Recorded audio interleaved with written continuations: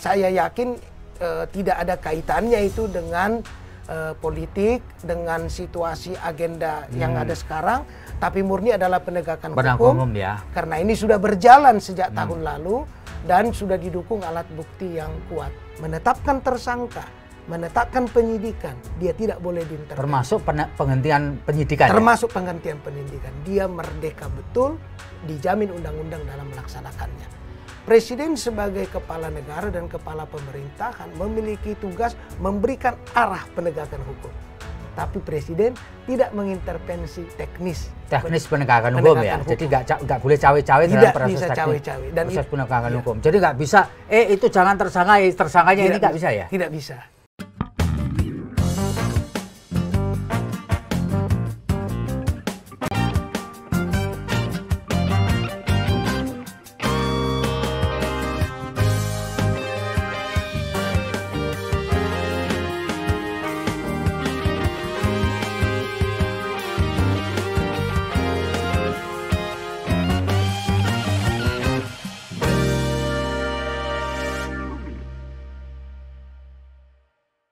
Assalamualaikum warahmatullahi wabarakatuh. Salam damai sejahtera buat kita semua. Shalom, Om Swastiastu, Namo Buddhaya, dan salam kebajikan. Saya Feby Mahendra Putra, Direktur Pemberitaan Tribun Network. Tribuners, pada hari ini Rabu 17 Mei 2023, penyidik Kejaksaan Agung Republik Indonesia membuat kejutan terkait dengan proses lanjutan penyidikan kasus korupsi proyek pengadaan BTS di seluruh wilayah Indonesia, terutama di daerah perbatasan dan daerah terpencil. Jumlah BTS yang dibangun adalah 7.904. Dan Kejaksaan Agung pada hari ini menetapkan Menteri Komunikasi dan Informatika Johnny G. Plate atau Johnny Gerat Plate sebagai tersangka, sekaligus menahan yang bersangkutan di rutan Kejaksaan Agung. Dan selain sebagai menteri, Pak Johnny G. Plate juga Sekretaris Jenderal Partai Nasdem. Dan sebagaimana kita ketahui, Partai Nasdem adalah partai koalisi pemerintah. Dan untuk ngobrolin perkara yang luar biasa ini, telah hadir bersama dengan saya, Ketua Komisi Kejaksaan Republik Indonesia, Pak Barita Simanjuntak. Supaya kelihatan muda, saya panggilnya Bang Barita Simanjuntak. Pak, selamat sore. Selamat sore, Mas Feby. Apa salam kabar, sejahtera, Pak? kabar baik, sehat. Sehat ya? Sehat. Pak Barita, terima kasih luar biasa sudah bersedia ngobrol dengan kami pada kesempatan hari ini. Pak Barita, sebagai Ketua Komisi Kejaksaan, Bapak terkejut nggak Kejaksaan Agung kemudian menahan Menteri Komunikasi dan Informatika Pak Johnny G. Plate, Pak? Ya, sebenarnya kalau kita lihat dari langkah-langkah hukum pro justisia itu adalah hal yang biasa. Ya. Itu yang pertama. Yang kedua, sejak awal mulai penyidikan kasus ini, ya Kejaksaan kan selalu menerapkan transparansi, akuntabilitas dan profesionalitas, berhati nurani dan humanis. Kami selalu mengingatkan, dan itu juga secara langsung juga dinyatakan oleh Jaksa Agung bahwa proses penanganan semua kasus itu harus dilakukan secara baik, penegakan hukum yang profesional. Karena itu kami tidak terlalu kaget atas berita hari ini karena kami ikuti perkembangannya. Oh, Mas jadi Feby. sejak awal penyelidikan dan menyidikan setahun lalu lebih ya mungkin ya, Pak? Ya, kalau saya tidak salah April tahun lalu ya, Mas. Ya, berarti itu setahun lah ya, Pak ya, lebih sedikit ya. Jadi Komjak atau Komisi Kejaksaan terus mengikuti itu ya, Pak ya? Ya, terutama sekali karena tugas kami kan menjaga agar penegakan hukum itu dilakukan secara konsisten, tegas, juga dilakukan mengikuti standar yang ditetapkan oleh aturan hukum kita. Ya. Itu yang kami wanti-wanti, apalagi kalau sudah menyangkut kejahatan terhadap keuangan negara, tindak pidana korupsi, perekonomian negara, bagi kami itu harus serius kita jaga agar upaya pemerintah dalam melaksanakan pembangunan itu tidak tergerus oleh perilaku-perilaku atau perbuatan tercela termasuk tindak pidana korupsi ini. Jadi kami betul-betul hati-hati mengingatkan dan menjaga. Itu yang kami lakukan, Mas Feby. Pak Barita, Bang Barita, apakah sepanjang proses penyelidikan dan penyidikan kasus ini para penyidik dan pejabat Kejaksaan Agung terbuka kepada Komisi Kejaksaan, Pak? Ya, tentu saja kami ada dua hal yang bisa menjadi konfirmasi dalam penanganan kasus ini ya. Satu, kami selalu berangkat dari adanya laporan pengaduan masyarakat. Setiap laporan pengaduan masyarakat sesuai dengan ketentuan mengenai layanan publik, kami harus menindaklanjuti. Oh, gitu nah, ya? dalam kasus ini ketika banyak ada yang menyampaikan ke kami dan kami tentu meneruskan itu, minta penjelasan kepada Pitsus ya, Kejaksaan. Dan itu yang pertama. Yang kedua, karena ini menarik perhatian sejak awal, tentu kami juga meminta perkembangan penanganan kasusnya sewaktu-waktu. Dan diberi? Dan diberikan dalam kapasitas tentunya informasi yang dapat diberikan. Sebab dalam teknis penyidikan kan ada hal-hal juga yang menjadi domainnya penyidik yang harus dijaga sampai pada pelimpahannya nanti ke pengadilan. Itu Mas Feby. Oke, Bang Barita. Sepanjang Bang Barita tahu kan disebutkan bahwa banyak masukan dari masyarakat ke Komjak. Boleh cerita sedikit, masukan dari masyarakat tuh yang sebagian besar mengenai apa, Pak? Terkait dengan proyek ini, Pak ya. Proyek pendirian BTS di wilayah terpencil di Republik ini yang jumlahnya 7.904 dan kemudian nilainya adalah 9,5 triliun, Pak Barita. Iya, yang pertama Mas Feby, ya ini kita akan juga masyarakat perlu mengetahui. Karena terutama kan jalannya perkembangan kasus ini di awal kan agak lambat, kan? Sehingga masyarakat itu menyampaikan keluhannya, kenapa itu begitu lambat. Dan ini kan kadang dugaan-dugaan publik ini kan harus dijawab dengan proses penyidikan yang transparan. Sehingga misalnya ketika ditetapkan tersangka, mana pihak aparatur negaranya kan selalu ditanya.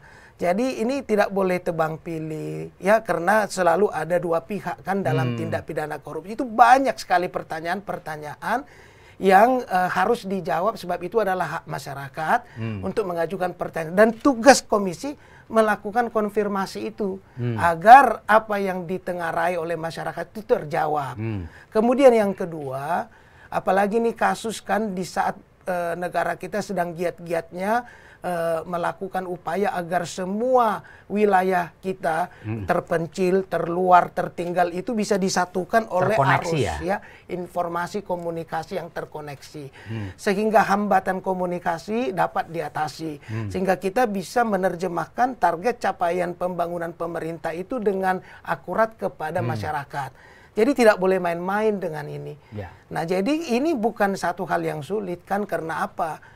Aparatur kejaksaan kan ada sampai di pulau terluar, di kejaksaan negeri, di satuan kerja.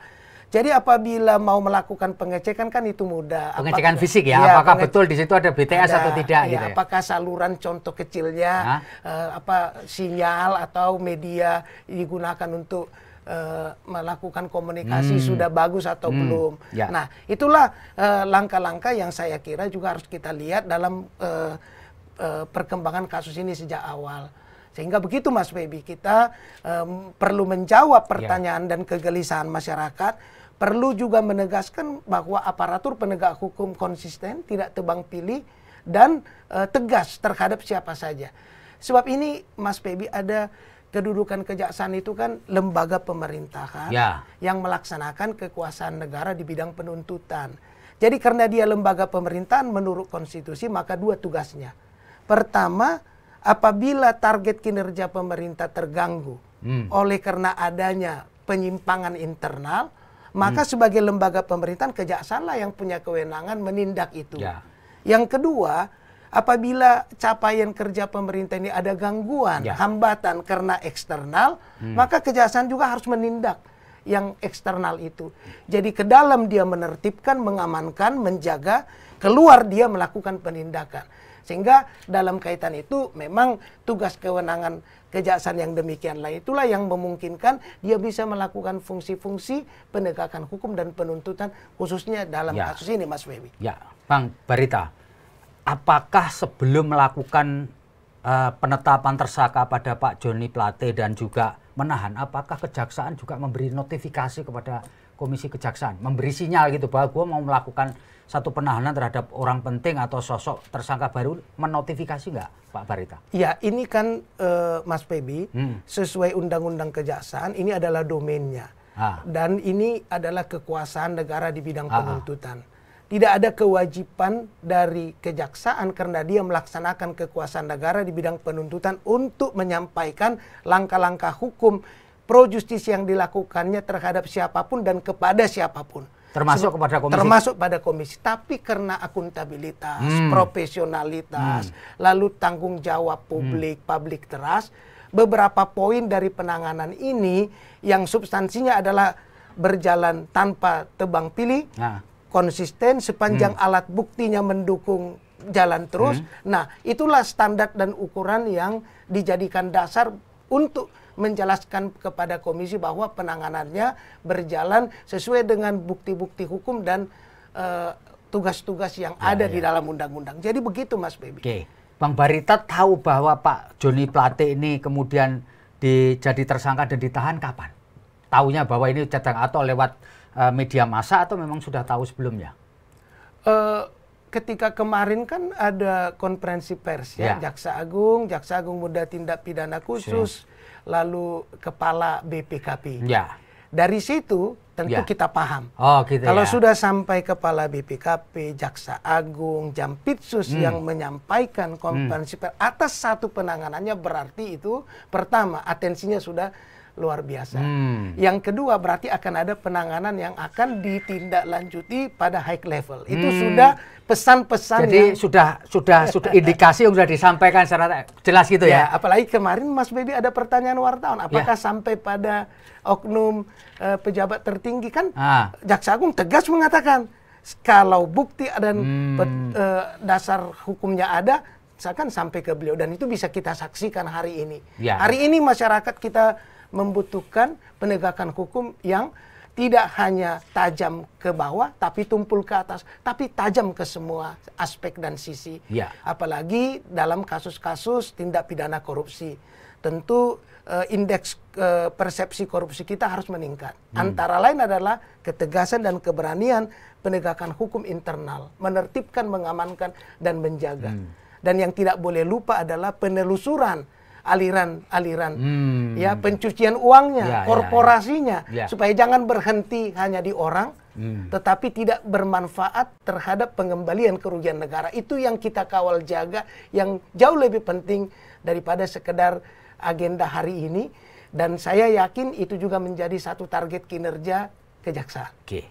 Pak, ini banyak orang bertanya, Pak, Bang Barita, apa lazim seorang penyidik kemudian menggeledah mobil yang dipakai oleh calon tersangka ke Kejaksaan Agung? Tadi kan diberitakan di TV, mobilnya digeledah. Apa lazim, Pak, itu penggeledahan mobil yang terkait, kan penggeledahan tentu harusnya terkait dengan sebuah perkara gitu. Gimana, Bang, penjelasannya?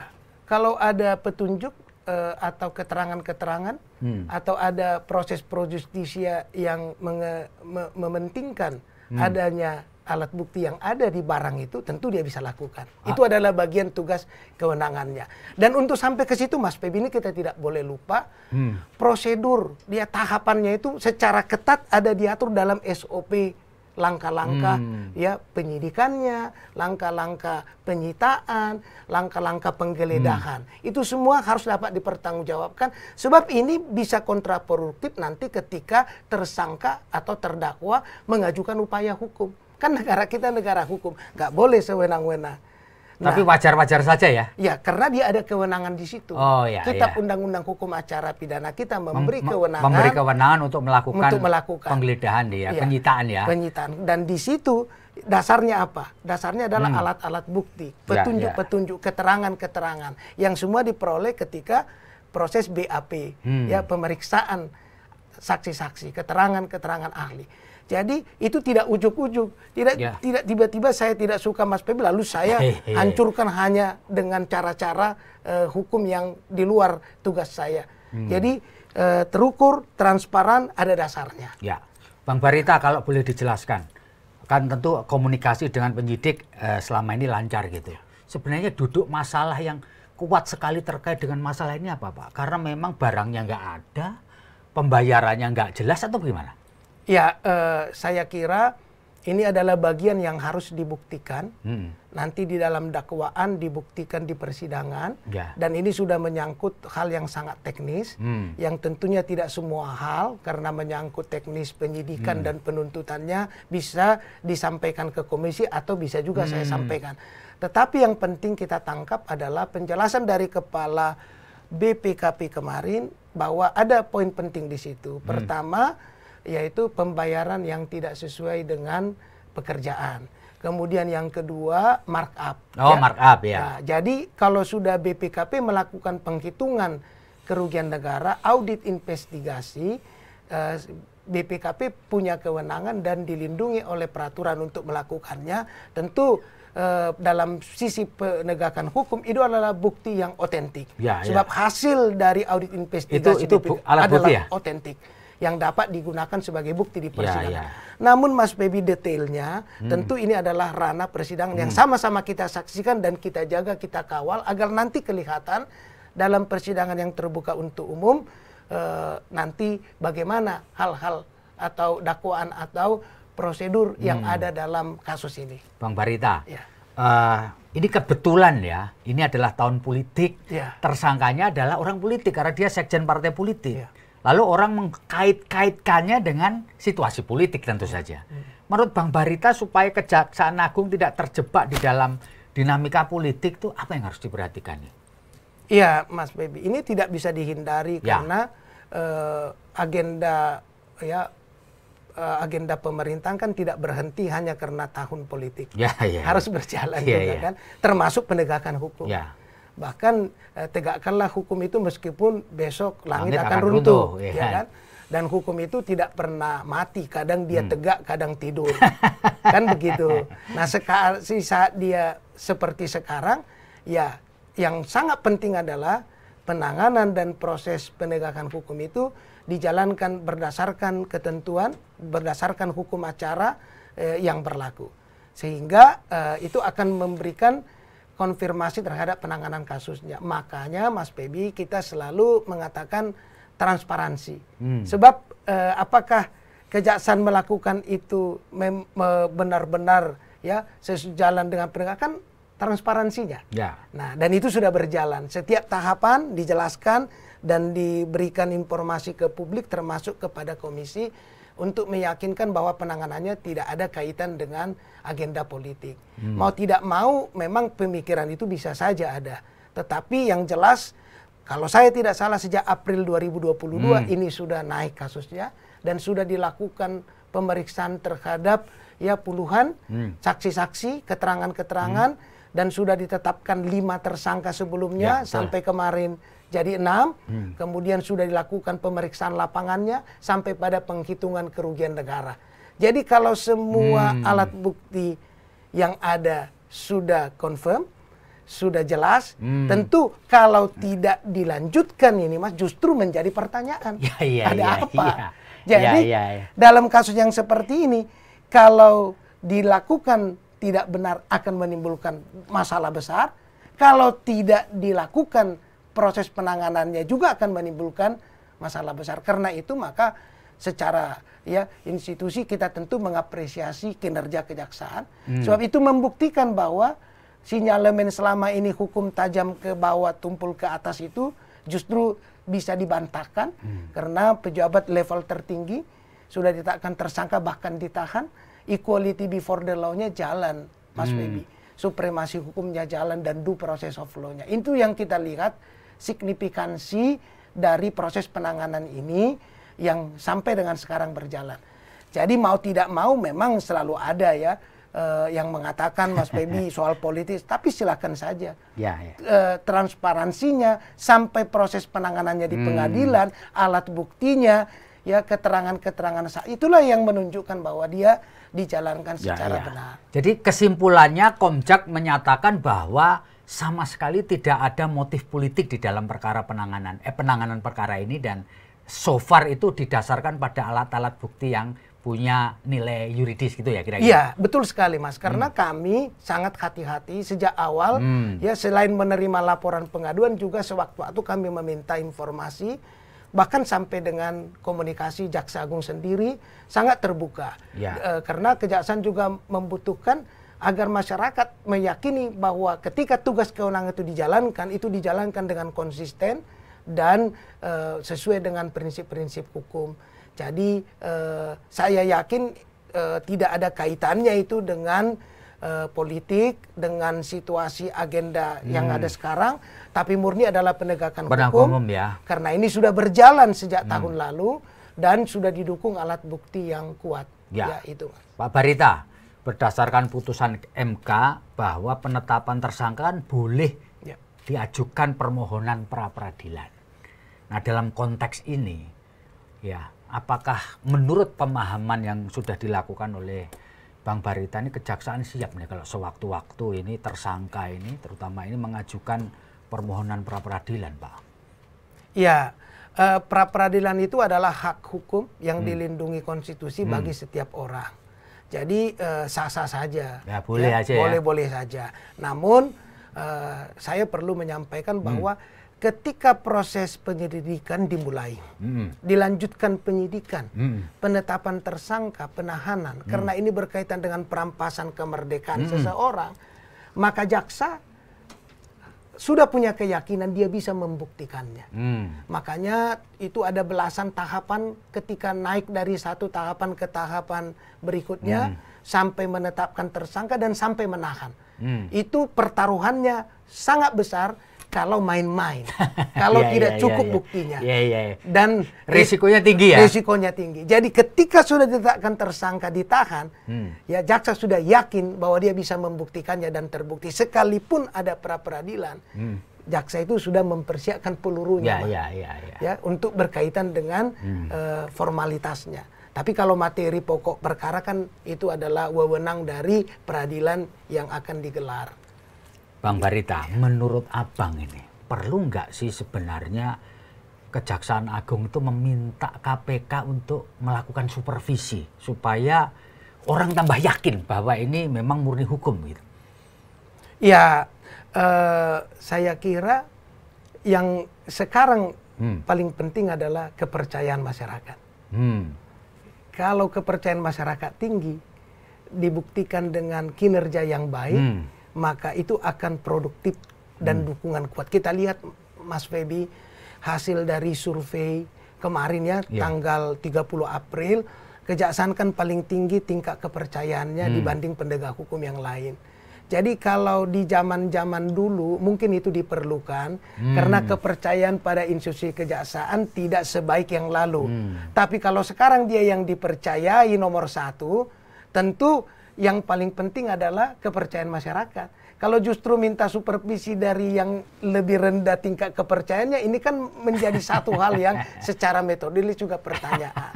Jadi yang penting menurut saya dibuktikan kejaksaan adalah kepercayaan masyarakat. Lewat apa? Lewat transparansi penanganannya. Lewat nanti kan ada survei yang dilakukan. Lewat pemberitaan-pemberitaan dari media.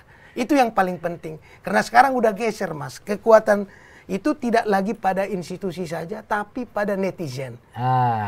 Pada tingkat kepercayaan masyarakat. Itu yang bisa mempengaruhi penegakan hukum kita agar betul-betul dijalankan secara profesional. Jadi so far nggak perlu ya Pak ya, karena tingkat kepercayaannya sudah tinggi, tinggal membuktikan saja transparansinya di sidang persidangan nanti ya Pak ya. Apalagi Mas Feby ini kan kasus tindak pidana korupsi yang naik penyidikannya, penuntutannya kan. Nah, itu tentu saja tren masyarakat akan mendukung itu kan. Kecuali misalnya dihentikan. Kan itu ya. Jadi ini saya yakin ya, dan kita juga mengharapkan netizen itu memberikan dukungan penuh agar tidak diganggu oleh upaya-upaya di luar hukum, disurutkan ya, semangat untuk melakukan penyidikan pada tindak pidana korupsi apa saja, sehingga dengan itu bisa dijaga penegakan hukum kita dengan public trust yang tinggi, Mas. Ya, Pak Barita, Bang Barita, tadi kan disebutkan bahwa sudah lama Komjak ini, Komisi Kejaksaan, mengikuti secara cermat perkembangan penyelidikan, penyidikan, lalu mendapatkan juga berbagai masukan dari masyarakat. Betul ya Pak ya? Ya, betul, Mas. Oke. Kalau boleh Pak, apa yang ingin Komjak sampaikan kepada masyarakat, membaca kita, pendengar kita, terkait dengan penanganan kasus korupsi yang menurut saya sih nilainya nggak kecil gitu kan, pengaruhnya gede gitu loh, karena menyangkut kepentingan banyak orang, ya. Dan kemungkinan bisa jadi malah justru barang-barangnya itu nggak ada tapi dilaporkan ada, misalnya BTS-nya nggak ada tapi dalam laporan ada. Apa yang bisa Bapak sarankan kepada masyarakat untuk ikut mengawasi atau mencermati penanganan kasus ini, Pak? Kekuatan people power zaman sekarang dalam bidang penegakan hukum sudah masuk ke tempat yang paling baik. Netizen, ya, pengaruh public opinion itu sangat kuat. Indeks persepsi negara hukum juga ditentukan oleh itu. Termasuk kepercayaan publik pada institusi penegak hukum. Oleh sebab itu, masyarakat kita adalah mata dan telinga aparatur penegak hukum. Sekarang Kejaksaan, Mas Febi, sudah terbuka. Segala bentuk laporan pengaduan masyarakat, tentu yang bernilai, ya, yang benar, bukan hoax, itu akan ditindaklanjuti. Ya, ratusan laporan pengaduan masyarakat yang sampai kepada komisi kami teruskan dan ada respon tindak lanjutnya. Termasuk kalau ada oknum jaksa yang melanggar. Penindakan itu sudah bukan hal yang sulit, tapi sudah pasti, ya, sebab itu adalah target dan kinerja dari Kejaksaan sekarang. Yang kedua, kita melihat, Mas, bahwa kinerja yang begitu baik juga yang harus kita jaga adalah serangan balik para koruptor melalui kekuatan-kekuatan serangan balik ya. Melalui pelemahan, ya. Contoh antara lain misalnya ada yang mempersoalkan ya kewenangan kejaksaan dalam menyidik tindak pidana korupsi. Itu kan sekarang ada yang menggugat. Walaupun itu hak konstitusional, tapi kita harus lihat konteksnya. Jangan sampai itu melemahkan penegakan hukum. Apalagi Kejaksaan mengungkap kasus Jiwasraya, Asabri, Garuda, minyak goreng, yang semua itu berkaitan dengan hajat hidup orang banyak. Perekonomian negara, kerugian keuangan negara yang berhasil dipulihkan. Jangan sampai semangat yang begini baik, kinerja yang begitu baik, luntur oleh corruption kembali, ya. Jadi itu yang harus dijaga dan dikawal masyarakat. Jadi yang perlu diwaspadai serangan balik itu tadi ya? Serangan balik itu. Ya. Dan kalau ada hal-hal yang dilihat masyarakat, perilaku oknum jaksa yang kurang baik, silakan dilaporkan. Kami pastikan itu akan ditindak. Itu yang dilakukan oleh komisi karena terbukti melalui komunikasi, koordinasi, dan tindak lanjut dari setiap laporan pengaduan masyarakat yang masuk ke komisi dan ditindaklanjuti Kejaksaan. Bang Baret, ini pertanyaan pamungkas saya. Kejaksaan Agung tadi kan disebutkan bagian dari pemerintah, betul ya? Ya, betul. Artinya bagian dari pemerintah, dia menjadi subordinat dari presiden. Ya. Banyak orang menduga bahwa presiden bisa saja cawe-cawe untuk menentukan si A, si B jadi tersangka, ini jangan begitu. Menurut Komjak bagaimana sih selama ini?